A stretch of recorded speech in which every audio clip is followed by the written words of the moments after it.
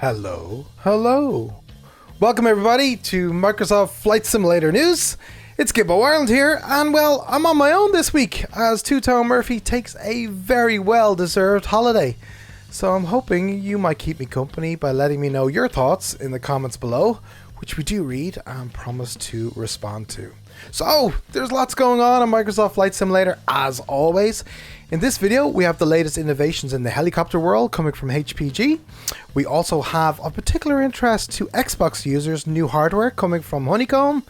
We talk about the poor man's Spitfire, aka the Chipmunk from Aeroplane Heaven. We have some bad news on the release of the 737-600 to share as well. And we're covering a couple very interesting add-ons that have been released in the last couple days for the Sim 2, as well as tons more. So, without further ado, don't go anywhere, be sure to stick around. So, our news this week starts with Hype Performance Group, who've been just knocking it out of the park with their innovations and what they've been doing for helicopters on Microsoft Flight Simulator.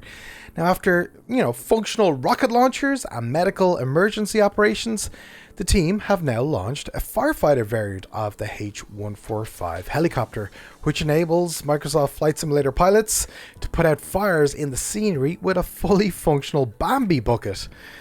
Now, this is part of their Action Pack expansion for the H145, which was first introduced earlier this year, and in total they promise 5 new variants with very specific and realistic purposes.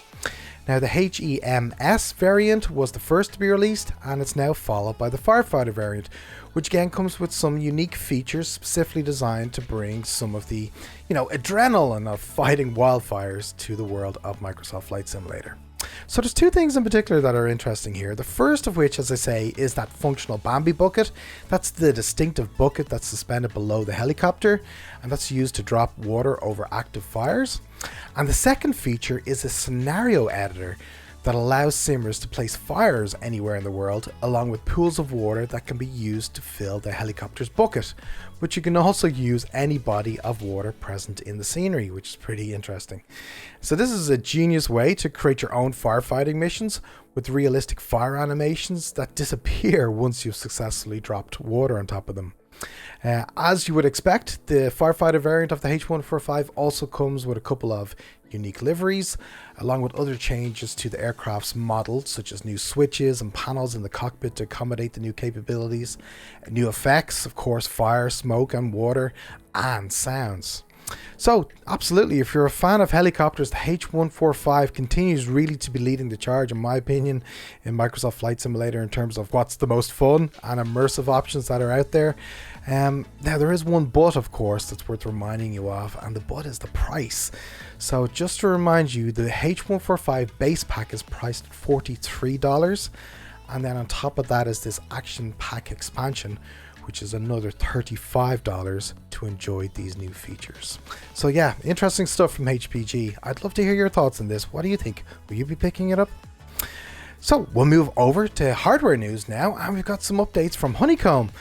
Now, last year, Honeycomb announced that their flagship project, the Alpha Yoke, was being replaced by the Alpha Flight Controls XPC, and that's finally open now for pre-orders in limited quantities exclusively from Honeycomb's website, with initial shipments expected to begin around September 15th. Now, the Alpha XPC has several improvements over its predecessor, including an updated design, a spring-loaded ignition key, improved haptics, much improved movement resolution, and most importantly, compatibility with the Xbox Series S and X. Now, the same but as before, I'm afraid, the price. So the retail price for the Alpha XPC has been set at $350, which is a $70 increase over the previous version. Yikes. So besides the Alpha XPC, Honeycomb also opened pre-orders for the Xbox Hub, and this is a small device that will enable owners of the Alpha XPC to connect the Bravo throttle quadrant and the Charlie rudder pedals as one complete system to use with the Xbox Series S and X. Those waiting for the Charlie rudder pedals will be happy to know the pre-orders for that device will open on July 15th, and again the pricing is the same at $350. So again, I'd love to know what you think here. Is this something that interests you? Will you be picking it up? Let me know in the comments below.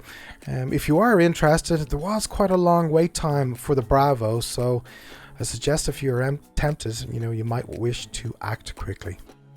Okay, so we'll move on to the world of SWS. So, SimWorks Studios have been busy as always, and they've announced the GA8 AirVan coming to Microsoft Flight Simulator later this year. The GA stands for GibboIreland AirVan. It's a single-engine utility aircraft that honestly looks like the offspring of the Kodiak, if you ask me. It's another workhorse aircraft, just like the Kodiak, but of Australian origin this time, and was introduced in the year 2000 with about 250 units in total produced until the end of 2020. Just like the Kodiak, it was designed to operate in remote areas, taking passengers and cargo to unprepared runways. So SimWorks Studios tell us that the AirVan is actually now nearly complete from a coding perspective, to be followed by the modeling and engine parameters. The AirVan itself is a bit older than the Kodiak, which means in this case that we'll find a cockpit equipped with steam gauges rather than the full glass cockpit that we find in the Kodiak. And it'll also come with the typical GNS 530 nav system, as well as a Bendix King radio stack, but it will come with plenty of customization options. So at the moment, SWS have only a single image that they've shared of the AirVan. It's just a simple 3D model of the airframe. The visuals are expected to move forward at a steady pace, so we'll be sure to keep you posted as and when we receive them. Now, SWS did carry on and actually give us even more information, this time on the Kodiak amphibian variant, which they've been working on since the aircraft was released late last year. Now, they go quite technical in their update, which I'll spare you, but there was one interesting thing that I thought I'd share. They say that they have completely re-engineered the exterior and interior models to keep up with the latest development techniques that have been released from Asobo. And one in particular, they explained, is how they've been able to work on the passengers and cargo so that they're no longer part of the aircraft's poly count. What that means is improved LODs, what that means is improved visual qualities of the aircraft. So it'll be interesting to see how that works out. Also, there's some customization options. You can customize the passengers, you can customize the cargo. Pretty interesting stuff that's coming on the next update of the Kodiak from SWS. And if that wasn't enough from them, they of course have an update to the RV14 that'll be coming out next week. The RV10 is making solid progress, and my personal favorite, the Pilatus PC12, of course, is coming later this year too. So amazing stuff from SWS. I don't know how they do it. Okay, we're going to move on now to the Chipmunk. So Aeroplane and Havilland were in the news just last week when the DC3 was announced to be as part of the 40th anniversary edition from Microsoft Flight Simulator that's coming in November. Now, thankfully, we won't have to wait too long for a different tail dragger to launch from them, and it's the de Havilland DHC1 Chipmunk. This is coming imminently now, folks. So a bit about the Chipmunk. This, of course, was released just after World War II as a two-seater flight trainer. It was dubbed the poor man's Spitfire, as I say, and that was thanks to its docile characteristics and ease of flying. But it did become quite popular as an entry aircraft for several air forces, including the RAF, the Royal Canadian Air Force, and the Portuguese Air Force. So this will come with the T10 canopy and the Canadian bubble canopy. We'll be able to fly from either seat, and we'll have a good selection of both civilian and military liveries and pilots as well to help match your preference. Aeroplane Havilland tell us that there will be an authentic flight model, and that the sounds as well is something to appreciate too, since they have the authentic WY's engine and cockpit sounds coming with this release too. So this is going to be out very, very soon indeed, folks. Are you guys waiting patiently for this? I know I am. Let me know your thoughts below. Okay, we're going to change track now, and we're going to go over to the airliner side of the house. So yes, those of you that have been waiting patiently for the 737-600, well, I've got bad news to share, I'm afraid. It indeed has been pushed back. In the latest blog post from Robert Randazzo, the PMDG boss, he says that the addition of the PMDG lateral flight path model being added to the Dash 600 means that a few extra weeks are needed to get everything wrapped up. Now, this new model encompasses the entire lateral flight path process. It also includes the flight director logic in order to give a far more accurate, more true to life lateral flight path model that they say has been sorely missed. So we're told that more guidance on the release schedule will come soon when the next version goes into testing, but they did also share that with the release of the Dash 600, this new model will be implemented at the same time and released on the same day for the Dash 700 as well. Now, we won't have to wait that long though for an imminent update for the Dash 700 from PMDG. That'll be coming in the next couple days, and that's really just cosmetic improvements, mainly in the cockpit to do with animations for the trim wheel, for the speed brakes, and a few more things as well. So looking forward to that. So yeah, not too good news if you're a Dash 600 lover. We'll move on now to some add-ons, and this is Traffic Insight that's brought to us by South Oak. Now, this is quite interesting. This is a new add-on that brings multiple low altitude traffic hazards such as hot air balloons, gliders, drones, paragliders, aerobatic aircraft, and even helicopters to the Microsoft Flight Simulator skies. So the idea behind this is that the skies of the real world are filled with these things, lots of different types of hazards, and it's highly likely that air traffic control may not have radio contact with them. So it's up to the pilot as such to visually identify these hazards in order to avoid an in-air collision. So what comes here is all traffic models are fully animated and flying. They'll fly in ranges of up to 6,000 feet in altitude with random flight tracks as well. All traffic is fully collision enabled, so danger, danger. They will cause damage to your aircraft with crash mode enabled, and that there's night lighting for the helicopters and aerobatic aircraft as well. Now, the only thing is, it's only at the moment available for the Northeast USA region, but more regions will be expected to follow soon, and it's available right now from SimMarket at a price of €7 ex VAT. So yeah, let me know, what do you think? Do you fancy having to dodge those pesky drones when you're on final? I'm not so sure. Let me know your thoughts. Now, another interesting add-on this week comes from RealTurb. Now, what this is about is experiencing realistic turbulence on Microsoft's Flight Simulator with the release of RealTurb CAT Areas Global.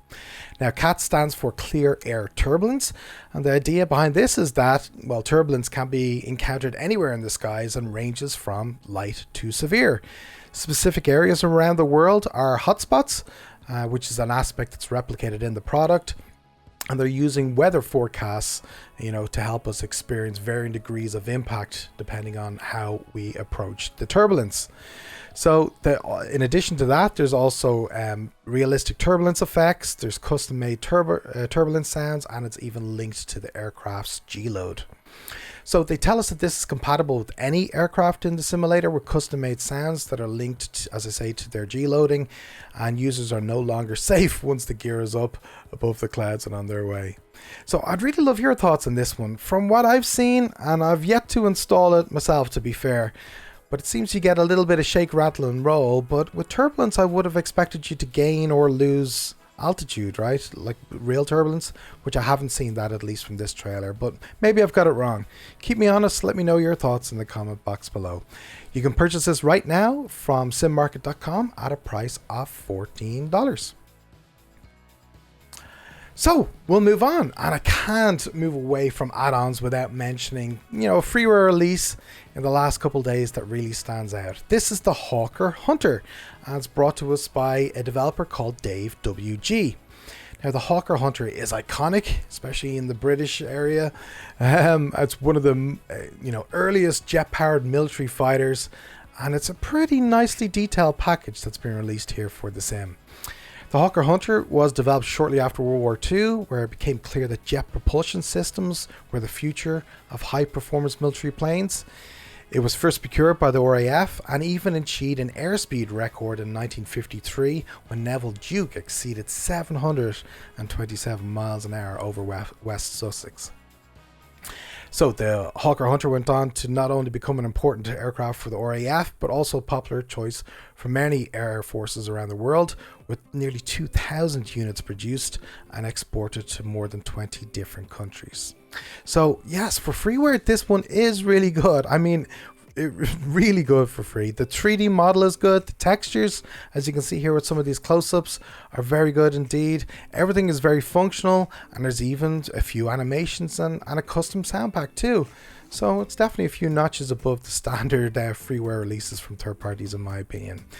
Links to download this, as well as for all the topics that I've covered, you'll find, of course, in the description below. So yeah, be sure to give it a download and come back here and let me know what you think. And finally, news reaches us from JustFlight of two announcements. First up, they're bringing to the sim Lanzarote Airport, which is Golf Charlie Romeo Romeo. Now, Lanzarote is the closest Canary island to the European continent. It's an island born from millions of years of volcanic activity, and it hosts Aeroporto de Cesar Manrique. How'd you like that, huh? Which is also known as Lanzarote Airport. 35 airliners transport around 7 million passengers to and from this airport every year. Now, the rendition for the sim of Lanzarote Airport features animated jetways, there's a working visual docking guidance system, there's animated passengers and interior modeling in terminals 1 and 2, there's highly accurate ground textures and elevation data, and there's even various animated objects such as palm trees, flags, windsocks, and more. Now, the visual guidance docking system comes with it. It's a separate install, but the software that you need to enable that will be coming with it.